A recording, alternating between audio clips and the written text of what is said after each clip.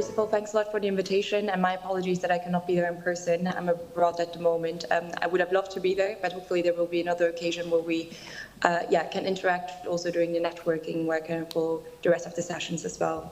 But I'll be using the next 10 minutes to talk about carbon storage and buildings certification methodology. I mean, Jakob created a great baseline for this discussion already, and I'm going to touch on exactly that in our EU carbon removal certification framework regulation. So my name is Sevim Aktas. I'm a policy officer in DG CLIMA, namely in the carbon removal and land economy unit, particularly responsible for this topic. So I'll give you a quick overview of the building regulation landscape, because a lot has been happening. What carbon removals mean in this context, give you a quick brief about the certification framework regulation, what the concept overview of the methodology specifically for carbon storage and buildings looks like, potential uses of the certificates, and the process so far, as well as the next steps. I mean, when we look at the building regulation landscape, in particular, like the Energy Performance of Buildings Directive, Construction Product Regulation, I'm sure you're acquainted with these regulations to a certain level, but a lot has been happening. Both of them have been updated. And essentially what that means when it comes to buildings as carbon sinks is that in the EPBD, carbon removals are a mandatory indicator in the national renovation plans.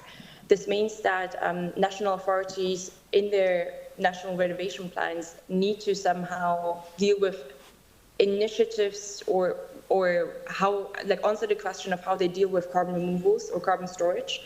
And carbon removals are a voluntary indicator in the energy performance certificates. So this means that if a building owner wants to declare their carbon storage potential of their building, they can do so in the EPC. There are new targets upcoming when it comes to zero-emission buildings starting from 2023. There's the move towards a global warming potential indicator, so including the total lifetime greenhouse gas emissions of the building. So this means embodied and operational carbon. So the material choice will be mattering in the EPC as well. So this applies to different building sizes in different timelines. Sustainability requirements are increasing. I mean, also from a construction product perspective, the declaration of environmental indicators will be mandatory from 2025 onwards, including standardized assessment and third-party review. And we also see a move towards digitalization, as it in digital building logbooks, energy performance certificates, renovation passports, etc., digital construction product passports from 2028 onwards. So in the entire sector will be gradually moving towards more data accessibility, let me say. But one thing that's also extremely important to note, because that's, I think, goes under a lot in the discussion of buildings, is renovation. New buildings is one thing, but decarbonizing the building stock also requires large-scale energy renovations. And this is something that we've kept in mind also throughout the development of the certification methodology. But when it comes to carbon storage in the built environment, I mean, I don't need to tell you about the benefits of using bio-based products, but essentially they do offer a significant potential for long-lasting storage of CO2. Jakob just went into it as well. And by promoting sustainably sourced bio-based materials and advanced construction techniques, we can create energy-efficient buildings that do serve as carbon sinks. So we're talking about reducing carbon footprint, we're talking about promoting sustainability and cascading use, we're talking about supporting climate goals and also other benefits like improving air quality, etc. And in this context, the certification methodology serves as an incentive for long-term use of bio-based products and a proof of carbon storage capacity of the building. I want to make clear here that when we talk about bio-based materials, it really goes beyond wood. There is a myriad of different bio-based products, and all of them should be included in the certification methodology as well. You can just see like a fraction here, but I think it's very important to also expand our horizons of, okay, bio-based products go beyond timber.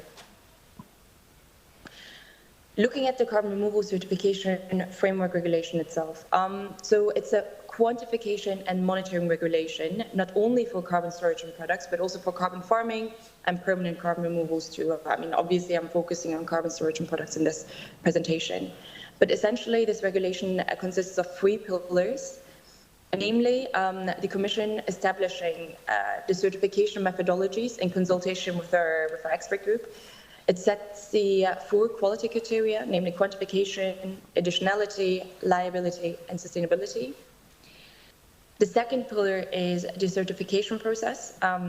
So private and public certification schemes would be recognized by the Commission, and independent certification bodies would issue audit reports and certificates of compliance. So it sets the process in this regard. And thirdly, the certification registries would be set up, as well as a union-wide registry from 2028 onwards, where all the information regarding carbon removal or carbon storage activities, the operators, the audit reports, certification of compliance would be publicly accessible information, as well as the quantity and status of the certified units would be noted in this registry. So the overall goal of this regulation is to put a quality standard of what carbon removal projects look like, to allow a market playing field in this sector, and truly reward projects that are actually removing additional carbon. I want to make clear that carbon storage and products in this case, and while the certification methodology deals with building level, the products that comply or fall into the category are products that capture and store atmospheric or biogenic carbon for at least 35 years in long-lasting products, and on-site monitoring needs to be allowed as well throughout the monitoring period. So in the case of a building, throughout the building period. And based on that, units would be issued, which would be temporary. So at least for 35 years. In the methodology, we're going to set it for longer, depending on the building lifespan. But essentially, what this means is that at the end of the monitoring period, the captured carbon would be assumed to be released back into the atmosphere, unless the operator would be prolonging or like recertifying or prolonging the certification period. The advantage here, in essence, is that while, I mean, Jakob just mentioned it as well, while there's a limitation of existing life cycle assessment methodologies, not recognizing the climate benefit of bio-based products and the carbon storing benefit of bio-based products, this allows to serve as a credible way to not predict what's going to happen in the future, but you know what's going to happen in the future. And since it's a temporary certificate that can be prolonged, there is this assurance of, okay, you can claim this carbon storage benefit, let me say. In particular, I mean, life cycle assessments, predicting into the future, you not knowing what's going to happen at the end of life. I mean, there is this, conservativeness that logically comes into play, I would say. But this is a way to be able to claim the carbon storage benefit, let me say. But looking at the concept of the certification. So as I said, we're talking about long-lasting biogenic carbon storage in buildings with timely limited certificates, minimum 35 years, with the possibility to recertify. The beneficiary would be the building owner as the liability carrier. It would be applicable to renovation and new builds. In the case of renovation, for example, encouraging also bio-based insulation materials. So just mentioned the scope, bio-based materials and structural building elements and insulation materials. The certification and verification processes will be integrated as much as possible into existing building checkup routines. It's a voluntary certification to eventually declare the carbon storage indicator and energy performance certificate. And the certification can serve as proof for sustainability reporting. Well, we're also starting with this as to start off or kick off our certification. We're also exploring the inclusion of long-term bio-based plastics, for example, in pipelines, etc. And also how to account for both temporary and permanent carbon storage in the building level. So just to give you a quick zoom out of other related regulations, because what we're trying to do is to ensure that the different regulations are as synergetic as possible with each other and dock into each other smoothly, let me say. Because when we look at the different life cycle stages, we talk about the construction product regulation, we talk about the Renewable Energy Directive sustainability criteria for the harvesting, we're talking about the taxonomy, which sets good criteria when it comes to recycling, reuse, etc. We're obviously talking about the energy performance of building directive and whole life carbon calculations. So there's a lot of these regulations where we're touching with all the colleagues simultaneously while we're developing the certification as well. Just to recap, but I'm not going to repeat it. And then also here you can see the timeline of the respective provisions applying for the construction product regulation when it comes to the digital product passport, when it comes to mandatory declaration of GWP indicators, etc. And what is also very important for us always is the learnings from Horizon Europe project. And this is also like a call to you. We're always very, very interested in particular on hands-on projects, hands-on learnings, and pilot projects, etc. So if there's any time you would like to share any findings or would like to present, for example, during the expert group meeting with some findings, we're always very happy to work very closely with Horizon Europe projects. But just to recap the concept, so if the building owner would like to declare the carbon storage indicator, which look like this essentially in the energy performance certificate, and this carbon storage indicator would be number or quantity would be supplied essentially or eventually by the carbon removal certification for buildings. Finally, I just want to touch on the potential uses of the certificate. This is a non-prescriptive and non-exhaustive list. This is stuff that I've been hearing from the stakeholder group, from real estate companies, from investors. I've been having a lot of exchanges in this regard just to see what the perception of such a certification and the relevance of such a certification would be. I just want to repeat as well that our regulation, it doesn't deal with the use of the certificate, it deals with monitoring and the quantification of the carbon removal activity itself. But just to have an idea, what I've been hearing a lot is public procurement. I've been hearing net zero claims within the value chain and climate neutrality claims, for example, demonstrating the leadership in net zero, carbon negative, climate positive building stock. This would be in line with the corporate sustainability reporting regulation and green claims.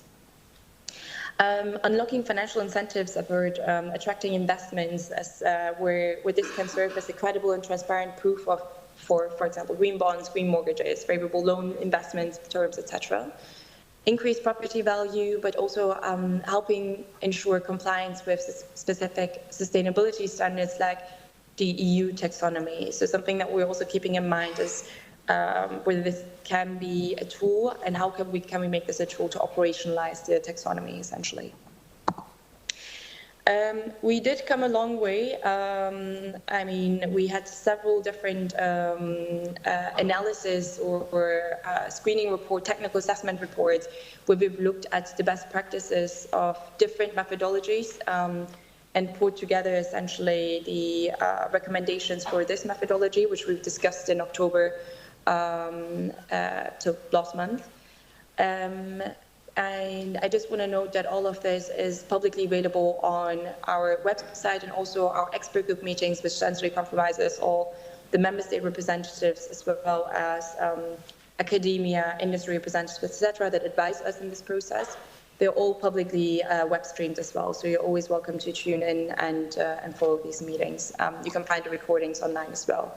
Here are the links for all the respective documents, and I also want to mention that we have a team-specific carbon removals and carbon farming newsletter that if you're interested in following this file a bit more closely, it's usually once a month where we give a specific update on when there are engagement opportunities, events or workshops upcoming, etc. And with that, I would like to thank everyone for listening and hope that this was useful.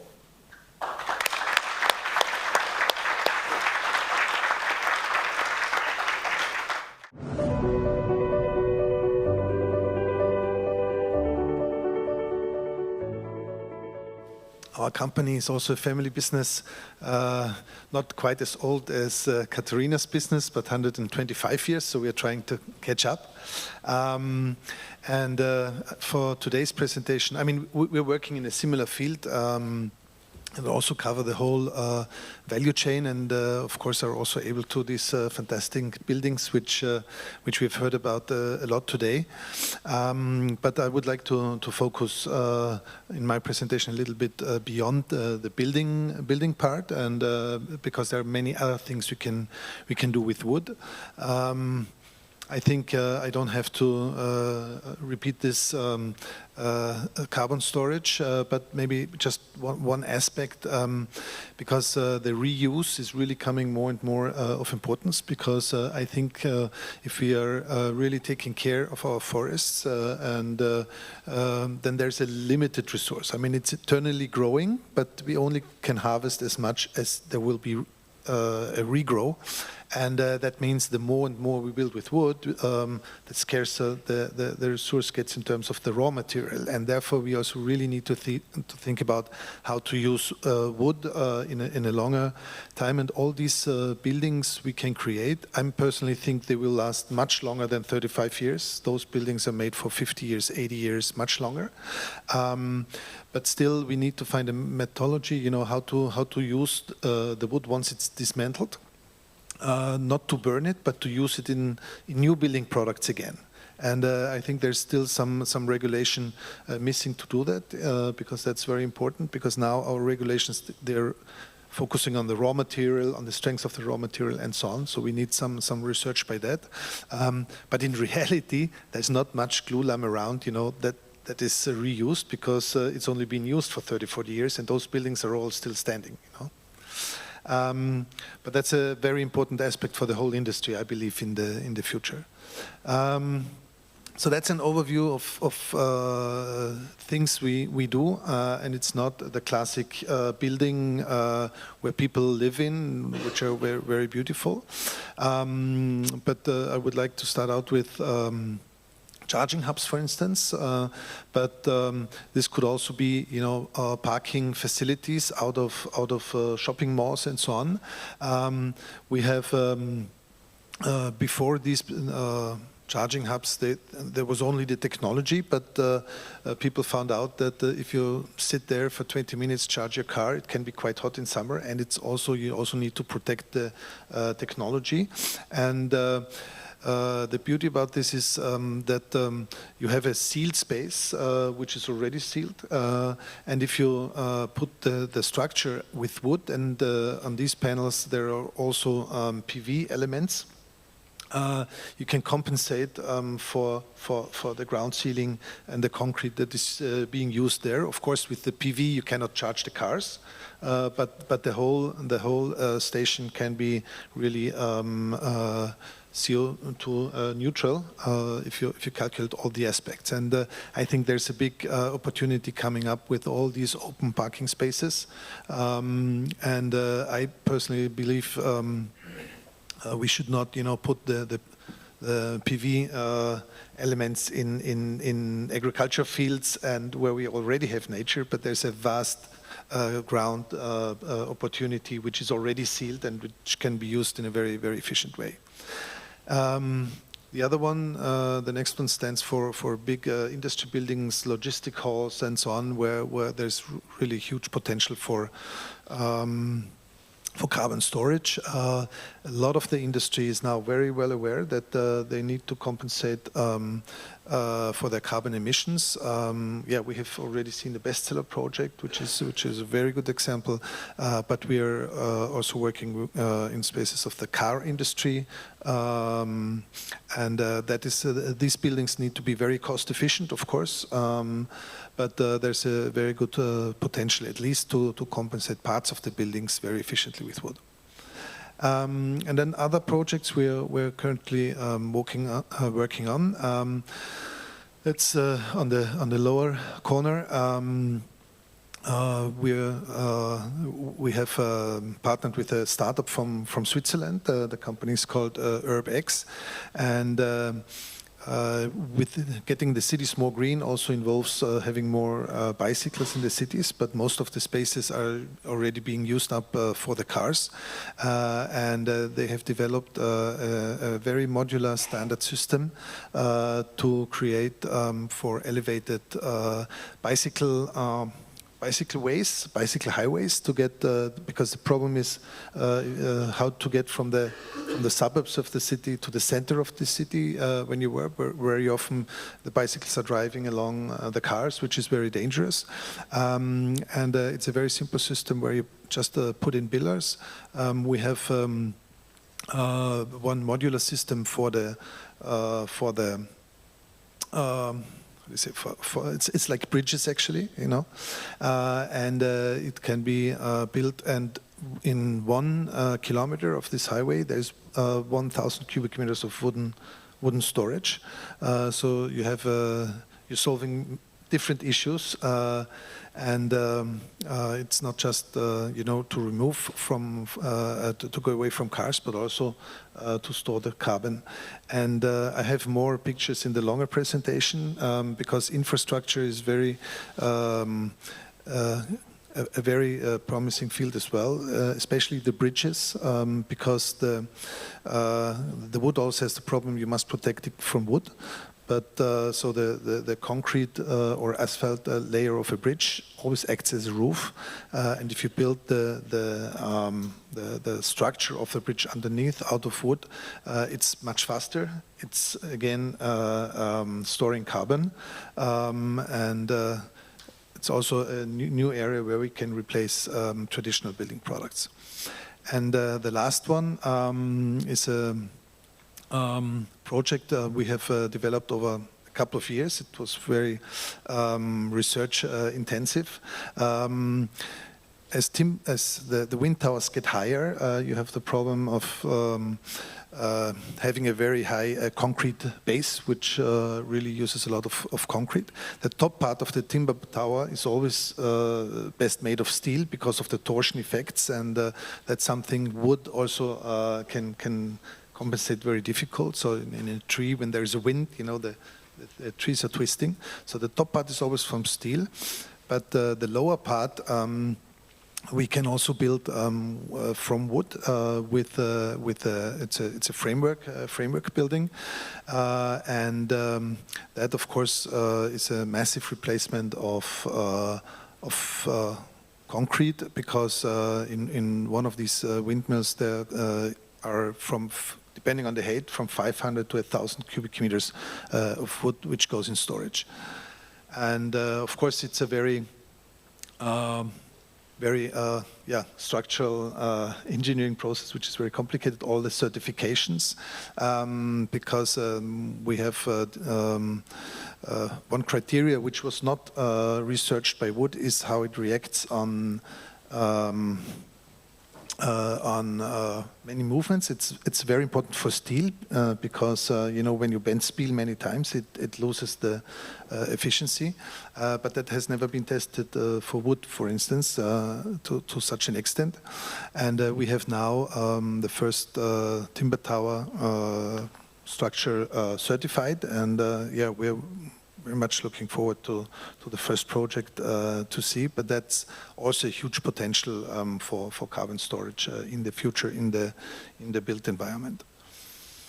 Yeah, so there's many ways. We need the right regulations in place. That's really one obstacle we are facing always, you know, that you have to convince the authorities that there is an alternative, different way in wood.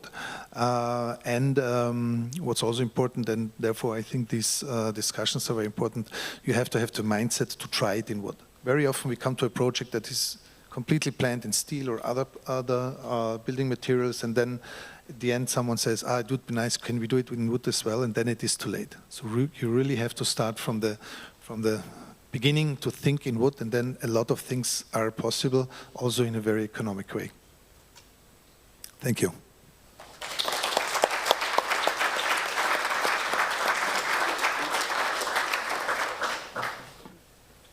So Thank you very much. It was a wonderful presentation, and maybe since you're active beyond Austria, do you know if any of the country has a more favorable regulation when it comes to built-in timber, and more importantly, which you emphasize, if anyone has a step forward when it comes to reusing timber at the end? I think that's just coming up. For instance, when you use the old beams, you can use part of it, because maybe you have steel connectors which you then need to put away, but very often you have to slice it up again and then put it together. And I think that's what's missing in the regulation. It's also always made for fresh wood made out of timbers. I think we're in the beginning of this process. I really do hope this is not done in one country differently every time. There should be the best methodology, and that should be regulation for all countries then. Thank you.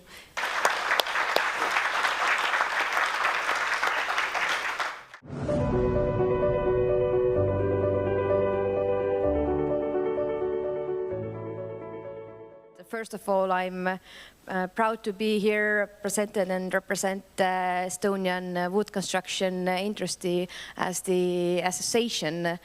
But before that, I would really thank previous presenters, Katariina and Jacob. You did excellent presentations, and it's so hard for me to add something new on that. So you have left me only the possibility to speak from our sector and what are our achievements. And in addition to that Estonia is the most digitally advanced society, then over the last decade we have also been the largest exporters of prefabricated timber buildings. And it is not per capita. It is the whole export turnover in comparing other European countries. Our export capacity reaches more than €500 million, and this is quite a large number for a population in Estonia that is only 1.3 million. And this number doesn't represent the wood processing industry exports. Then it will be even much more bigger. So this actually represents how important wood industry and wood construction for Estonia and our economics is. So more than billions of euros of worth of wooden houses have been mainly exported to Scandinavia, Norway and Sweden, but as well Germany and UK. And when Uwe asks me where the success lies or what's the success story, then I would say, and what I see the main difference between Estonian Woodhouse producers and other producers or in the timber construction is that they are, or we are, adapting principles of industrialization that also Katariina mentioned. And unlike Henry Ford stated that the customer can have the car in any color as long as it's black, then Estonian companies are flexible and they are eager to innovate. They are hungry to learn and they are bold to accept the challenges and take risks. Already in 2015, Estonians built the world's tallest timber building. A couple of years later, we renovated the first apartment building using prefabricated and insulated panels that also were mentioned before. But our proudest reference is actually was in early last year in 2023. When a modular kindergarten, which is fully equipped with bomb shelter, was opened in Ukraine. And the kindergarten represents or created two precedents. First of all, it is possible to rebuild better Ukraine already today, which is, I believe, the most important one in this case, in this scenario. But the second thing is, as the building was built with only 170 days from signing the contract and handing over the keys of the kindergarten to their director, then this represents also how wood combined with modularity can reform traditional or conventional construction sector, which has been over the history with the lowest productivity. But at the same time, we need to raise the level of the industrialization. And the question is, what is the problem that we are solving? Today we are here to solve the climate crisis through the more environmentally practices. But at the same time, we know that there is a huge housing shortage in Europe. And I believe that while combining modularity and wood or industrialization with wood, then we can solve these challenges. And the modular units, 3D volumetric units, it allows us to build with the level of the readiness 90%. It already includes the kitchen cabinets and the parquet in the modular unit. And it's playing like with Legos on the construction site. But even in the case of using 2D flat elements, we can speed up the construction process twice. And it doesn't matter, are we talking about new buildings or actually renovating old apartment buildings. When using industrialized methods. And in this sense, actually using wood makes much more sense. As it's a lightweight material, it has several advantages. And in addition to that, we have already listened many facts about its carbon storage properties. But at the same time, I would like to emphasize the importance of architects and designers as well. I see the threat that we might be, and already we have used too much timber, or we have over-dimensioned some timber construction projects. And timber is such a valuable resource, so we need to really optimize how to use it and where to use it. And we shouldn't confront completely to concrete industry or conventional construction. We should find the optimal balance between both and use all the materials there where it is more necessary to use. And other thing that I wanted to point out is the circular economics. One of the benefits of industrialized wood construction is that the buildings are not built to demolish after 50 or 60 years. They can be demontaged and put into new practices. And then I am proud to represent the Estonian manufacturers who are the front runners in combining wood with industrialized construction. And we have already projects where the 2D elements are designed in a manner that after 50, 60 years, it can be reused and assembled private houses or row houses. That's shortly about the Estonian wood construction industry.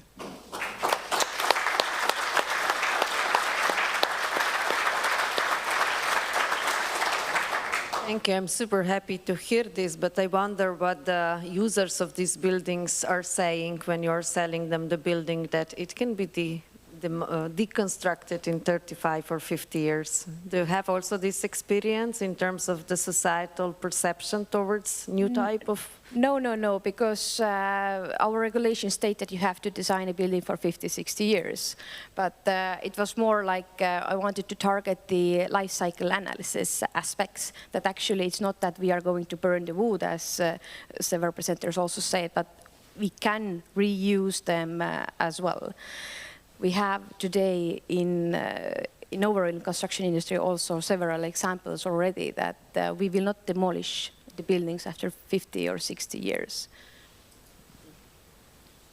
I think another question, I really like that you addressed the point of renovation, because we have also heard it in Sevim Aktas' presentation before, that this is the main challenge to, how can we deal with the existing stock. So what are your recommendations, let's say maybe, towards our community and towards the wood industry, how to seriously tackle that? Because there are leading companies in Estonia doing this. Indeed, in Estonia we have already renovated 22 apartment buildings with these methods. We know that we have renovated actually in Germany as well, a couple of the apartment buildings. And I think that perhaps I'm mistaken now, but only Germany and Estonia are thinking in these manners. And our governments, we have established these additional motivational grant systems to support this type of innovation. And this is also something that needs to be investigated in detail country per country. What are the possibilities? And perhaps in the southern European countries, there is no such need to raise the energy efficiency of existing building stock that there is in Estonia or in Germany in some parts. Well, we all over Europe have to adapt to climate on a high level. I mean, may it be heat, may it be droughts, may it be heavy... Even the cooling, right? It also, even that takes, so, yeah.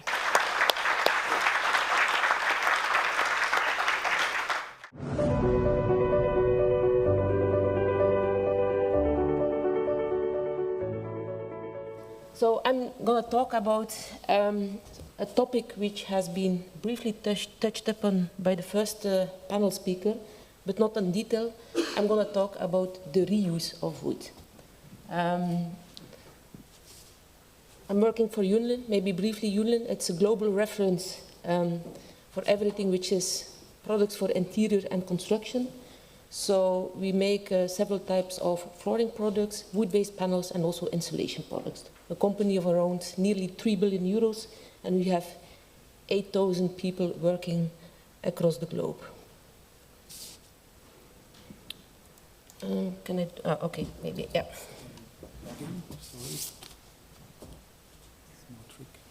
This one, no?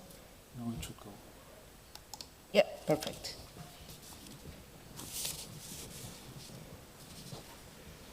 So, I would first like to take you all to the southwestern part of Flanders, here in Belgium. It's about 1 hour drive from here. And in fact, it's the region where I grew up. It's the region where my baby is going to grow up in a few weeks' time. It's also the region where my grandparents, they were farmers working in close cooperation with nature. But it's also the region which used to be known as the center of Europeans' textile and flax industry, before the activities moved away to Eastern Europe and to China. And it's also the region where Unilin, the company I'm working for, was founded in 1960. And today, you've seen my titles, I'm not here just as the CEO or the president of Unilin Panels or the vice chairwoman of the European Panel Federation, but I'm here especially as a passionate advocate for a sustainable and circular future. Sustainability today, we don't see it at Unilin anymore as a nice to have, we see it as a need to have, a license to operate. And Unilin's journey towards sustainability has been part of our DNA since we have been founded in 1960. From the very start, in 1960, we recognized the potential of converting waste into a valuable resource. If you look at these flax farmers, they were the founders of Unilin. And they saw an opportunity of converting the waste of the local flax industry into new materials for board production. Board which could replace solid wood, boards which were used in furniture, in flooring, and in wall products. And in fact, these products, it was simply made out of waste. Later on, we started replacing, as the industry moved away, we started replacing the flax by another renewable resource, wood. But we firmly choose at Unilin for post-consumer wood.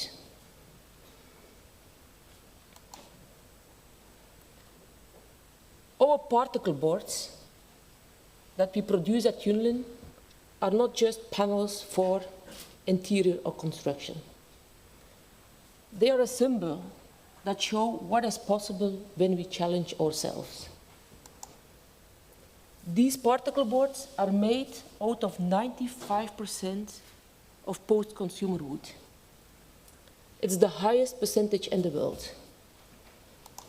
The wood we use, it comes from demolished buildings, from interiors, from the container yards around our factory. Since many years now, we have a program which we call Recover, in which we make our customers key and our mission to produce the most sustainable boards in the world. Our customers, they will put their production waste, the waste from refurbishment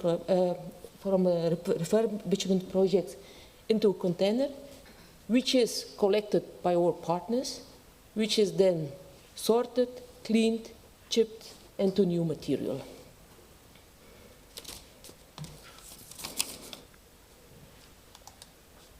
At Unilin, we believe that we have our baseline, which is called Better Spaces, Better Life. But we believe that that is not just a baseline. It's a promise we try to fulfill every day. And our commitment at Unilin to doing better every day, it's really part of our DNA. So some years ago, I was myself very unhappy that it was impossible to recycle MDF on an industrial scale in an economical way. And MDF, which stands for medium density fiberboards, it's often used as a baseboard for furniture, but it's also the core layer for one of Europe's most important flooring categories, the laminate flooring, such as our quick step. So what worked for particle board did not seem to work for MDF. And so over the weekend, I started experimenting myself, with success. The code I cracked at home in my kitchen with a pressure cooker formed the basis of our world breakthrough in 2021. And it also forms the basis of 1 month ago of an investment that we're going to do in our French plant of 20 million euros to upscale the pilot installation that we have on an industrial scale. We are the first in the world that can recycle MDF on an industrial scale. And by 2030, at Unilin, we aim to replace 25% of our MDF wood mix fibers by recycled fibers coming from MDF and laminate flooring waste.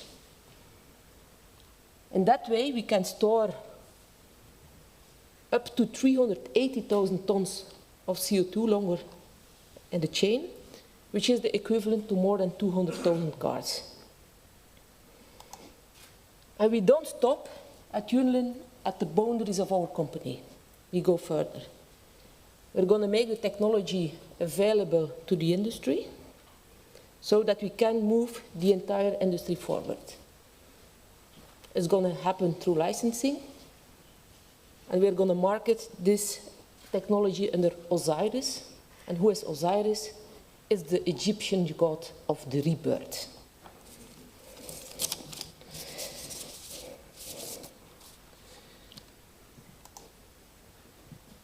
If you look at these beautiful products, you won't say it, but they're made out of 95% of post-consumer waste.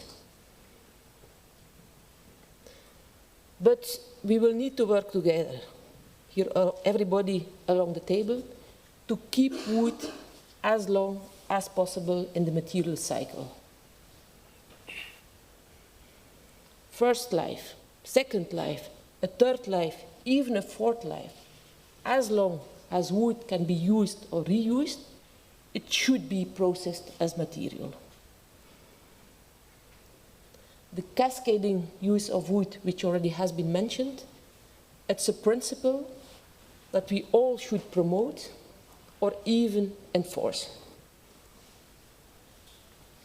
But we will also need to work together to make recycling more smoother and to set up collection programs to see post-consumer waste not only as waste or less and less as waste, but more and more as a new material. For that, we need to manage our different waste streams more efficiently, and we will also need to set up collection and sorting program in the most efficient way as possible. So there's a lot of work still on the table for all of us here today present. So for me, that was a little bit the story of Unilin. Still a lot of work to do. I think the policy makers who are here in the room, you have the opportunity to collaborate with us to really make policies that promote innovation, sustainability, and also the recycling. And in that way, I'm sure that we can create a future where the baseline, better spaces, better life, it's not just a slogan, but a lived reality. Thank you.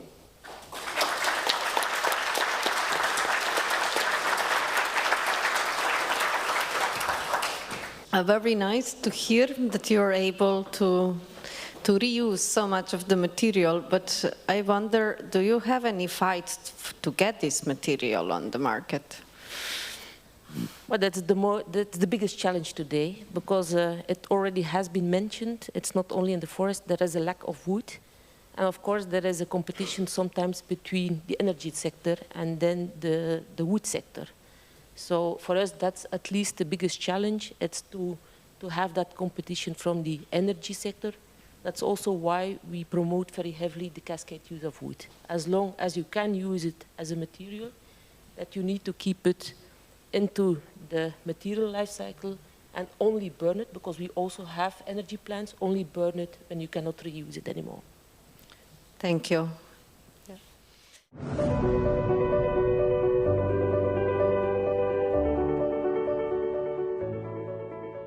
So I'm going to talk about wood science for a sustainable future.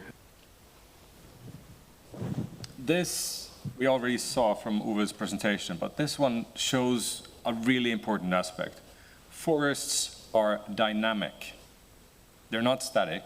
So you really have to understand that where you do have tree cover gain and you have tree cover loss, this is a system that continuously keeps on moving, and we're very much part of what is happening with our forests.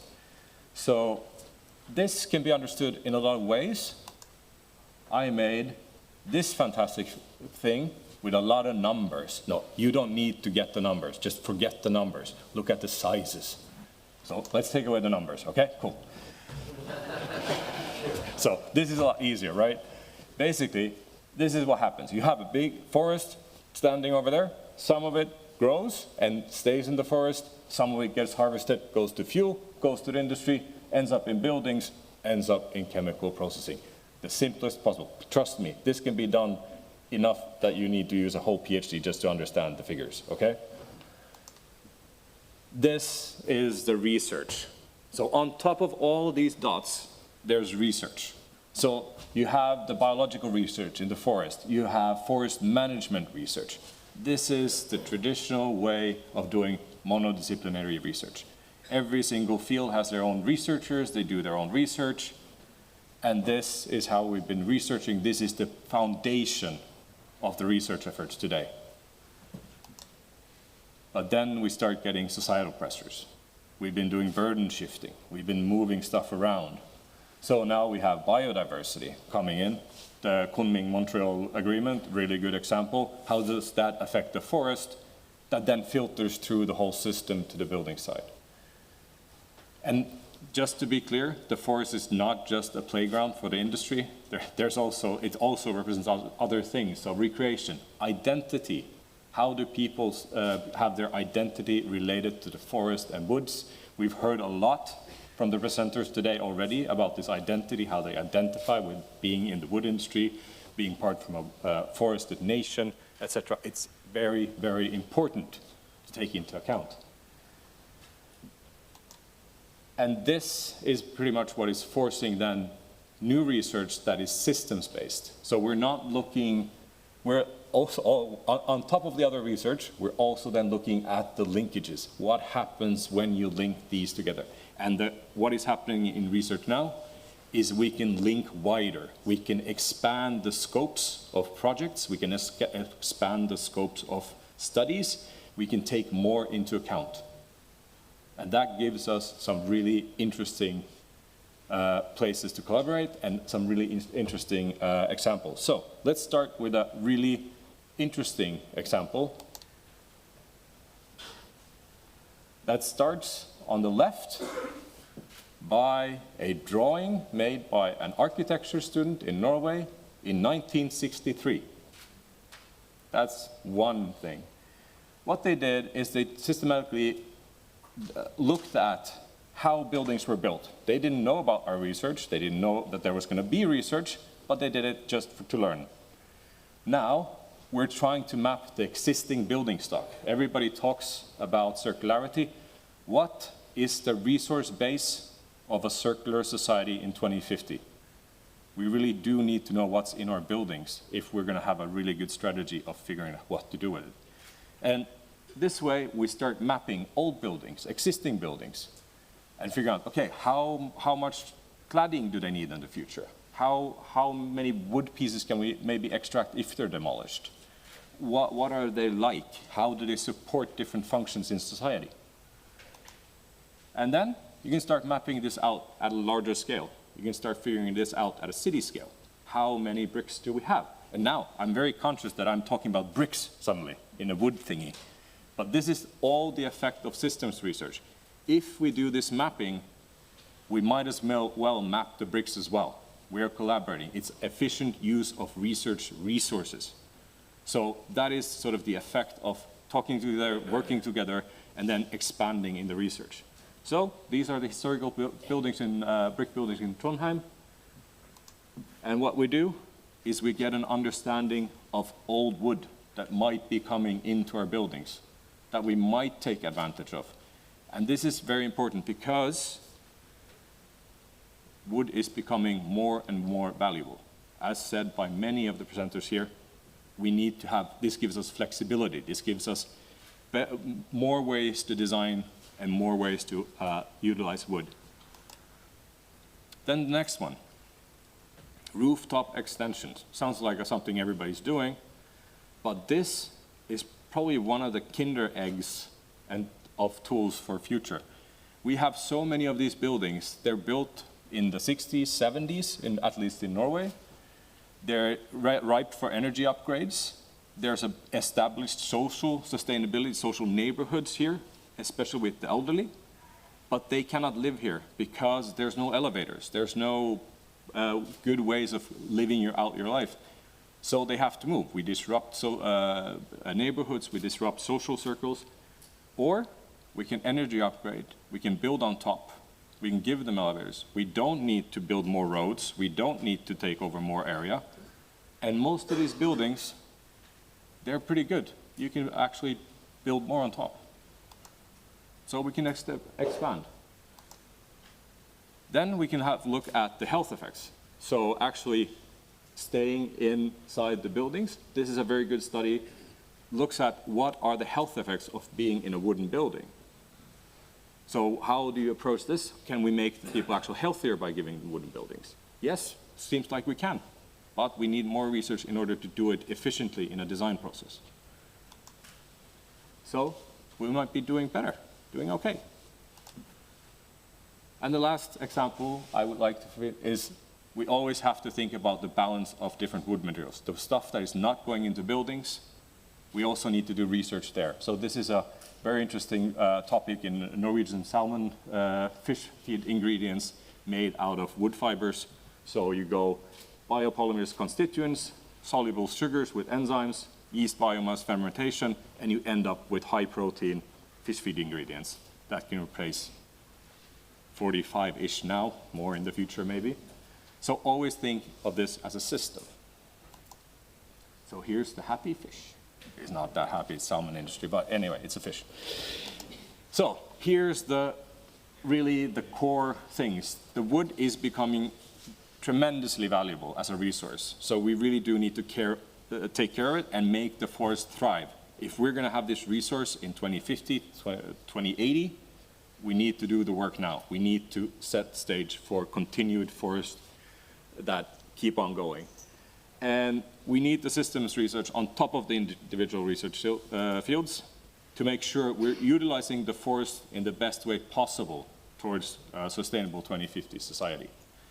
And last but not least, we need to radically increase the number of people that can innovate along the wood forest value chain. So the research needs to be taken into use a lot faster. We need more people in the companies, we need to educate more students, we need to push for more people to innovate and take this into use, because there's already a lot there that you can build on. Thank you.